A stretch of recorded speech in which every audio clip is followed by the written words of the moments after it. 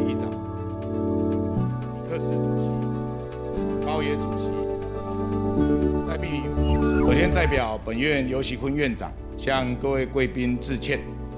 由于院长上周返台确诊，现在还在隔离中，不能出来与各位朋友见面。今天就由我代表接见。我相信游院长虽然人不在现场，但他的心一定与大家同在，与民主自由同在。美国艾伯特众议长曾经来到立法院演说，时隔1/4个世纪之后，美国金瑞气众议长造访台湾。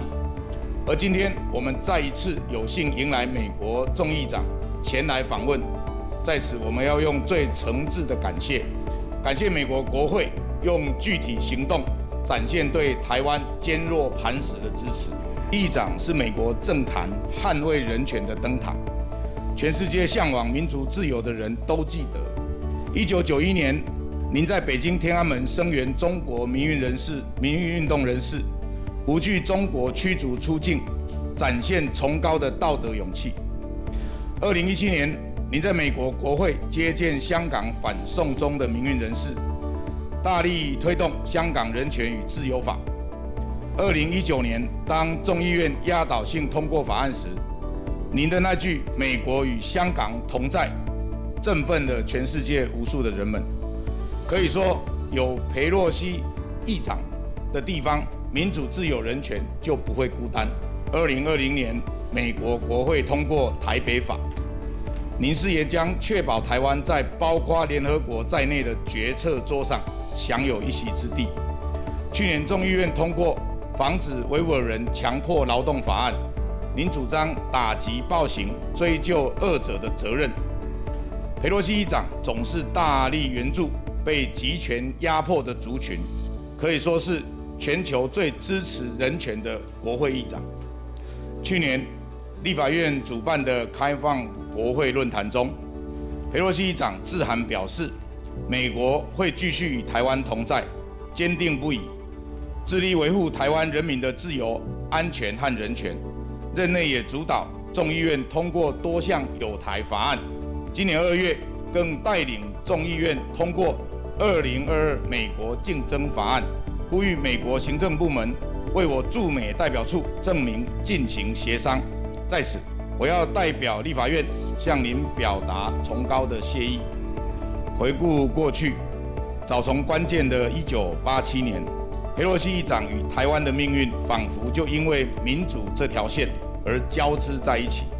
35年前，您出任众议员，开启伸张民主、自由、人权的事业，也是35年前，在国际压力与台湾人强大的民意下，当时台湾政府终于解除戒严。在此之后，从1992年的国会全面改选，1996年的人民直接选举总统，2000年的政党轮替，2016年3度政党轮替，台湾已经成为全世界眼中民主的灯塔。我们希望全世界民主同盟一起与珍贵的台湾同在。裴洛西议长无畏无惧率团访台，就是对民主自由价值最大力的捍卫与巩固。裴洛西议长是台湾的挚友，台湾也是美国可靠、可信赖的盟友。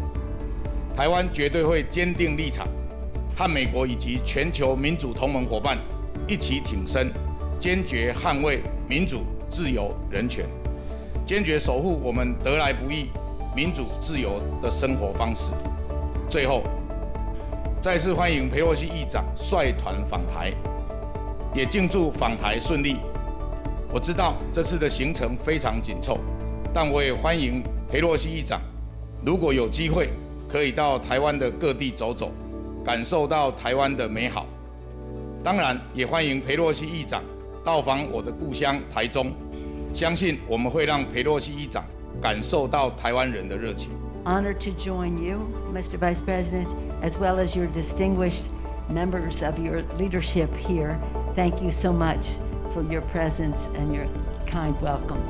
I accept all the kind words that you said about me on behalf of the Congress of the United States, because all of that was done in a very strong bipartisan way in support of Taiwan. When you say that I'm a good friend of Taiwan, I take that as a great compliment, but I receive it on behalf of my colleagues. On our visits on congressional delegations, we have three purposes. One is security for our people, global security. Two is economics, to spread as much prosperity as possible. And three is governance. Mr. Vice President, so many of the legislation and other initiatives that you mentioned were possible because of our members of this delegation.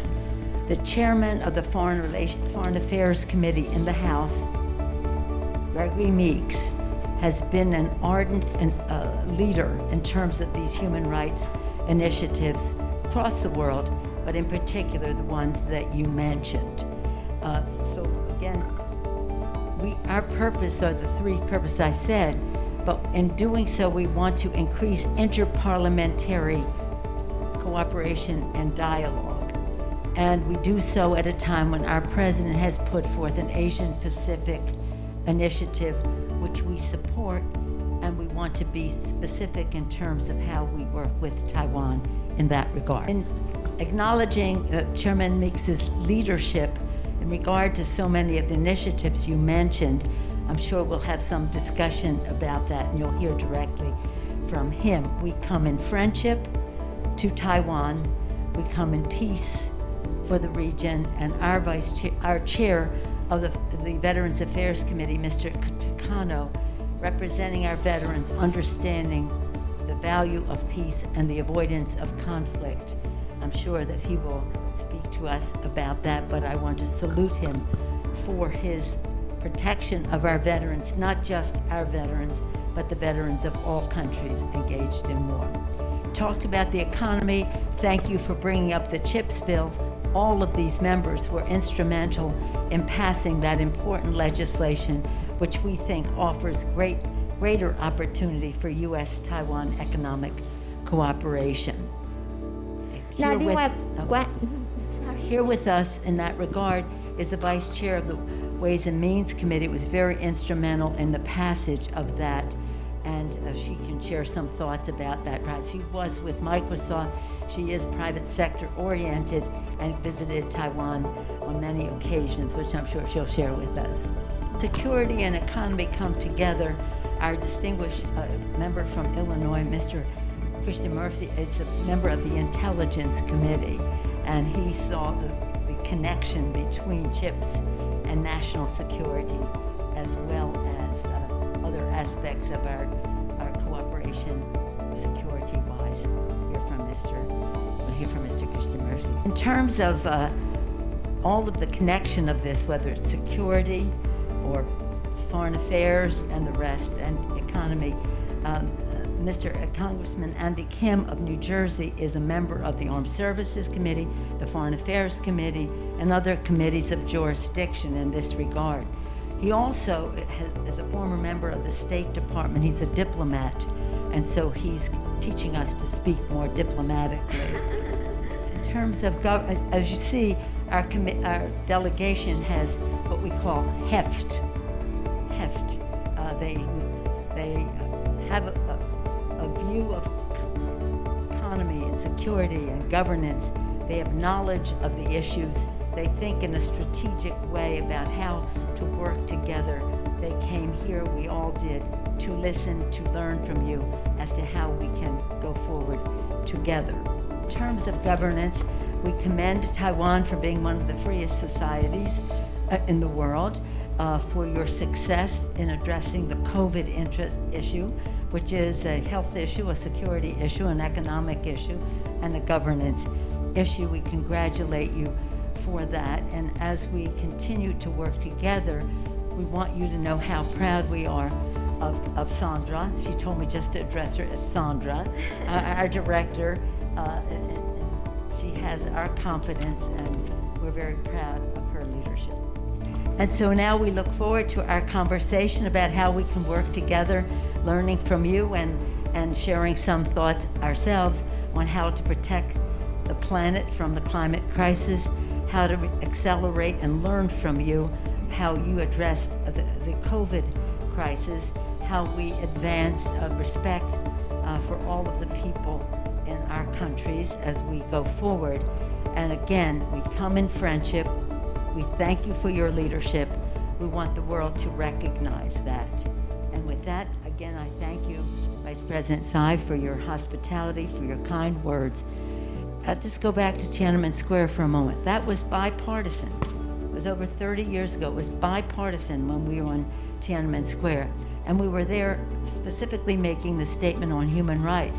But our visit was about human rights, was about unfair trade practices, and it was about security issues of technology, dangerous technologies being transferred to rogue countries, to countries of concern.